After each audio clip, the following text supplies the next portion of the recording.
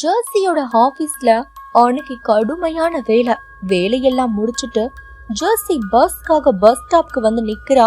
அப்பதான் அவளுக்கு தெரியுது அன்னைக்கான கடைசி பஸ் அங்க இருந்து கிளம்பிடுச்சு அப்படின்னு. அந்த சமயத்துல அவ ஏதாவது டாக்ஸி இருக்குமான்னு பார்த்துக்கிட்டு இருக்கா.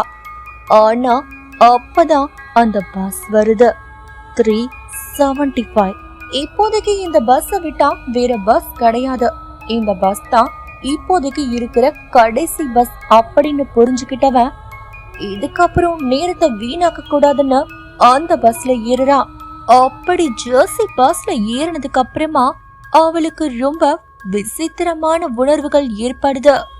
அந்த பஸ்ல அவ மட்டும்தான் இருக்கிற மாதிரி ஃபீல் ஆகுது.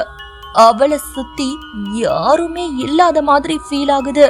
ஜெர்சி பஸ்ல இருக்கிறவங்க எல்லாரையுமே பார்க்க ஆரம்பிக்கிறான்.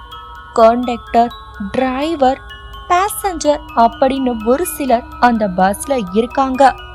ஆனாலுமே அவங்கள பார்க்க சொல்ல அவளுக்கு ரொம்ப பயமா இருக்கு.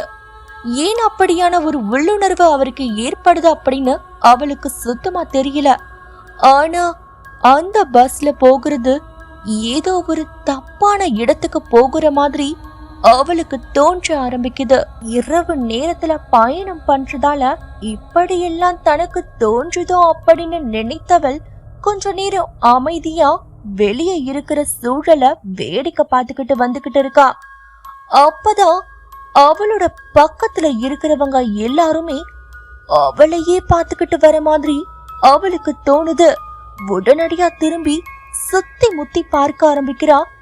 இப்ப அவ கூட வரவங்க எல்லாருமே எலும்பு கூடு மாதிரி அவளுக்கு தெரியுறாங்க. ஜெர்சியோட ஆள் மனசுல இப்ப அதிகமான ஒரு பயம் சூழ்ந்து கொள்ளுது. உடலெல்லாம் நடுங்குற அளவுக்கு குளிர் எடுக்க ஆரம்பிக்குது. கண்களை கசக்கிட்டு திருப்பியும் ஜெர்சி பார்க்கிறா.